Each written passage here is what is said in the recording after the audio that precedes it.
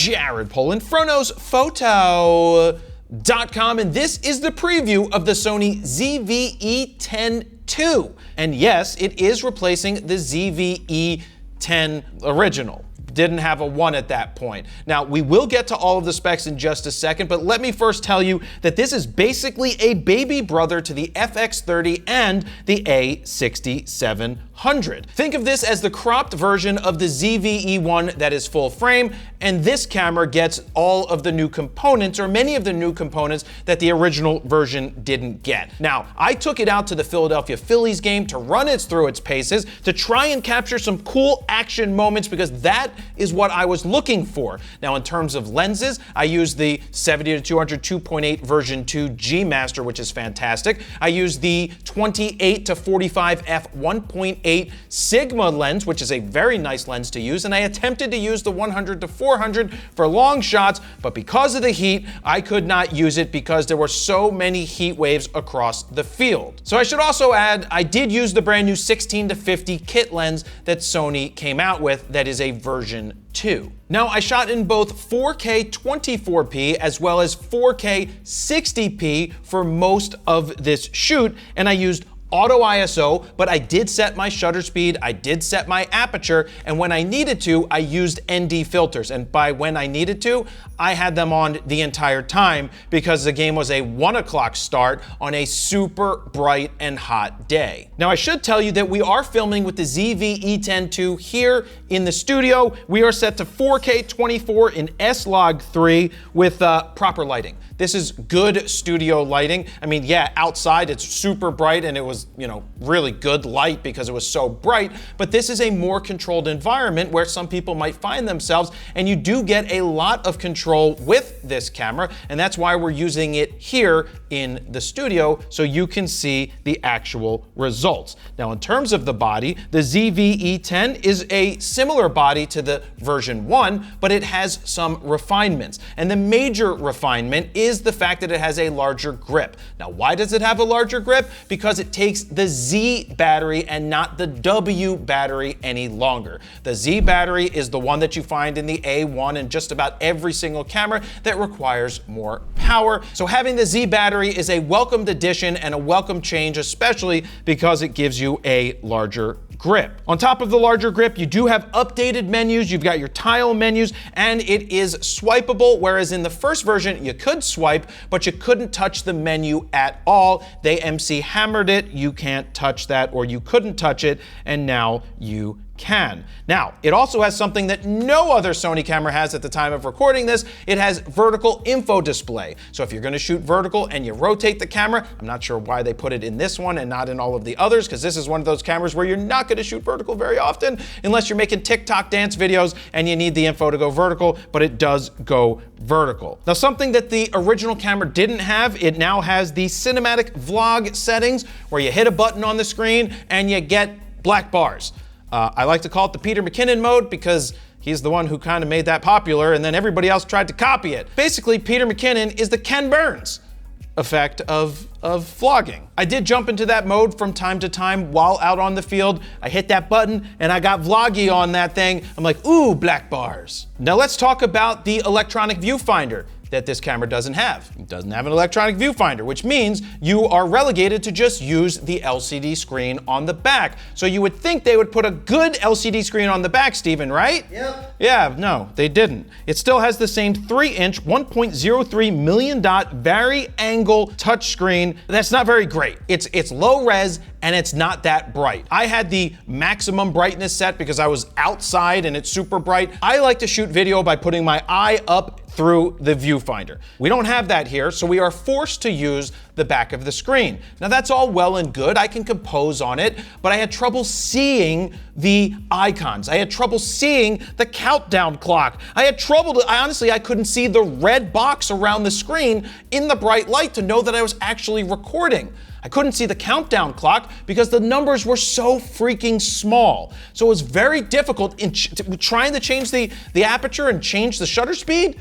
I couldn't see any of that stuff because it was so, look, I don't see well to begin with, so if you don't see well, they kind of shrunk everything so that it's not a distraction on the screen. That's just one of the things that I had trouble with, was the fact that it doesn't have an electronic viewfinder and you're stuck even on bright days with just using this lower res screen. Of all the things to make better, this is one of the things that they still haven't done that I wish they would make better. It's not a complete deal breaker, it's just something you need to be aware of in bright daylight.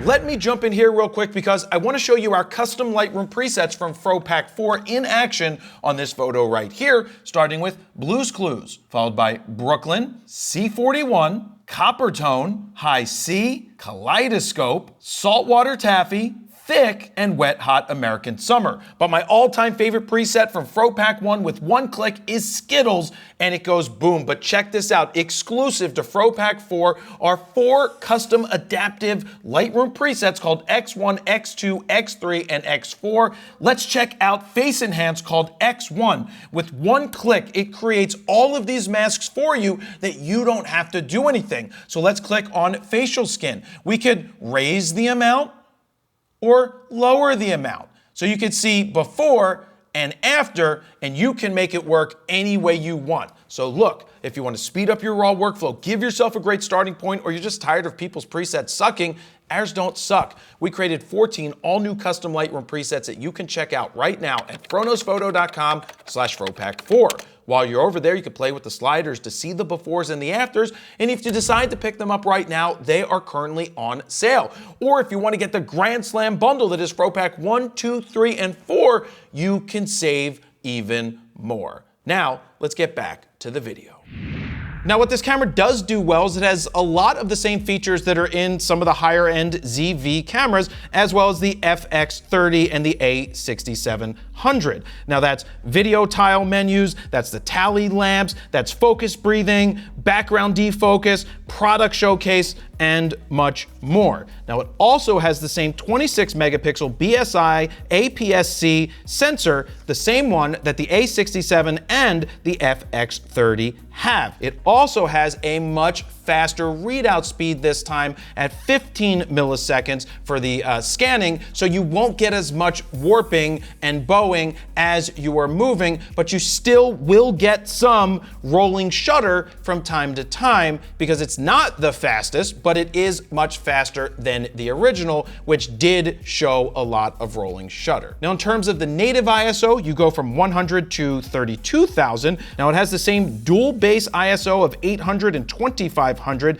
in S-Log3 as the FX30, which is nice to have, but you do not have any AI-based auto framing because you don't have that dedicated AI processor that some of the newer cameras have. Now, you still have some of the AI focusing power because it's using the regular processor, and the autofocus was pretty good. And I had to rely heavily on the autofocus because I couldn't really see the screen. I couldn't see if it was focusing or not unless I touched the subject, which it would then, I would get arrested if I did that, because then I would run on the field and then they would end up tasing me. I didn't do that, but touching them on the screen, I could watch it track. And then in other situations, I just let it do its thing and it worked, because I really didn't miss much and the footage looks really good and in focus. Now that we got all of that out of the way, here is a quick montage of what I was able to capture. Hey,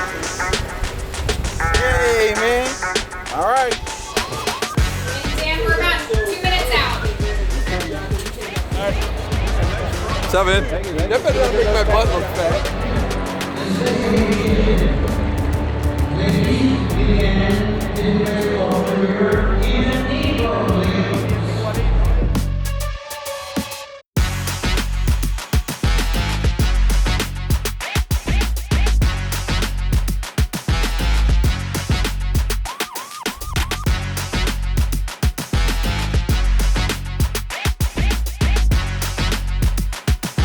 Roasting out here, baby.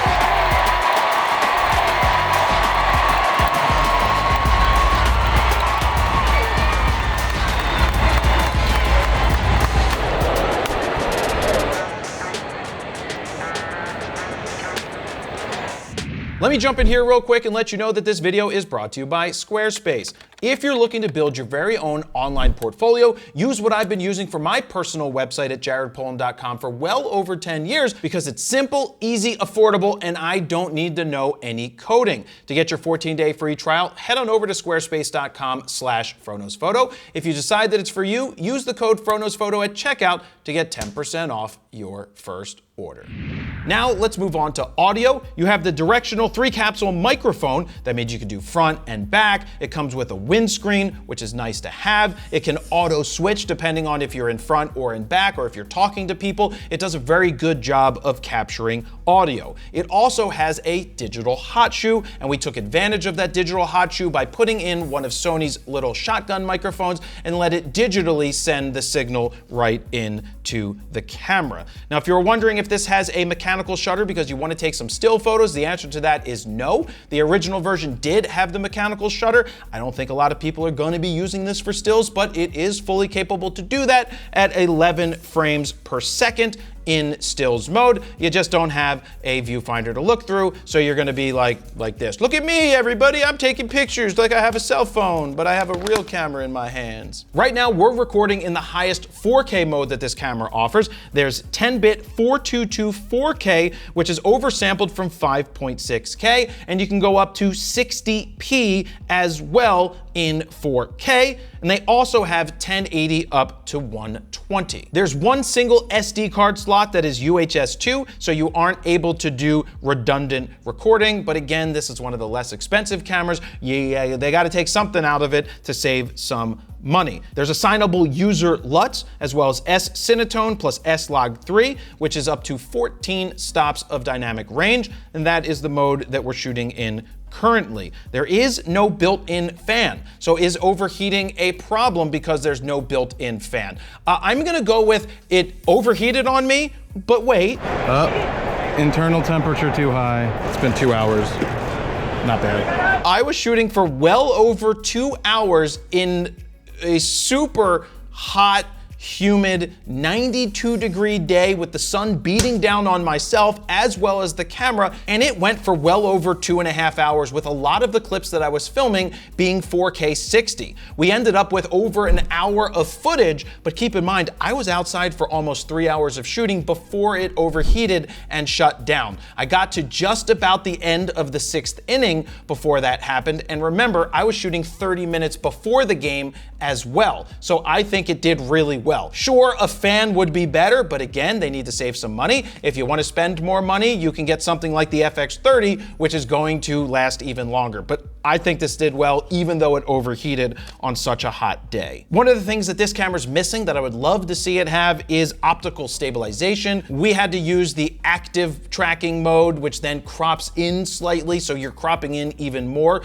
when you use active mode, and it's still a little jittery when you're moving. So if you're gonna be shooting this camera, either be on a gimbal, be on a monopod, be on a tripod, handheld and walking and running and gunning and vlogging, you are gonna get a little bit of herky-jerkiness. Now, they did come out with a new 16-50 version 2 kit lens. What this lens does is it does power zooming, but also while you're zooming, it will do full autofocus. It also, for people that wanna throw this on an A9 III for some reason, will allow you to shoot at a full 120 frames per second. No one is actually doing that. This lens comes in at only $300, or if you get it with the kit with this camera, it's $100 more, so that's not bad. Wouldn't be the lens that I personally would go with. It's not the best lens, but if you're just starting out, maybe you go with something like that. Let me jump in here real quick and say, would you like me to send you a free guide to capturing motion in low light situations? Well, if you said yes, just look for this orange box over on FroKnowsPhoto.com, put your name, email address in it, hit send it. I'm gonna send you that guide for free. So how much is this body? It's 900, no, not my body. My body's, this one. This is like $6 million man right here. This body is $999. Now that's different because the original was only $699.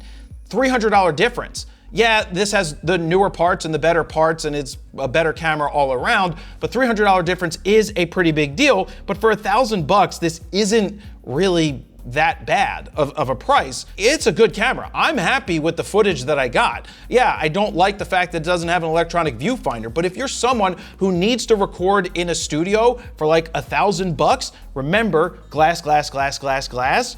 A lot has to do with putting quality glass on something, where a 16-50 is not really the quality that I would want to personally use. For example, we're filming right now with Sony's 35 1.4, which gives us roughly a 50mm equivalent in terms of 35 full frame focal length, and this is a very solid lens. Just know that better glass and having an understanding of composition and exposure and what you're doing is certainly going to make your video look better. So if you know what you're doing, you can get great results out of this camera. If you throw it in full auto, you're going to get very good results. So it is a solid offering at $1,000. There are, like, if you want a viewfinder, if you want to do more shooting of stills, maybe spend more money and get the A6700, because you get the same video features, but then you have the stills and you have the electronic viewfinder. They did a good job on this. It is pretty inexpensive, so it's up to you to decide if this is right for you. So let me know what you think about this camera. Leave some comments down below. Don't forget to give this a thumbs up, because I don't even know if that helps, but maybe it does help if you go ahead and hit it. Don't smash it, just hit it. So thank you guys very much for watching. Jared Polin, FroKnowsPhoto.com. See ya.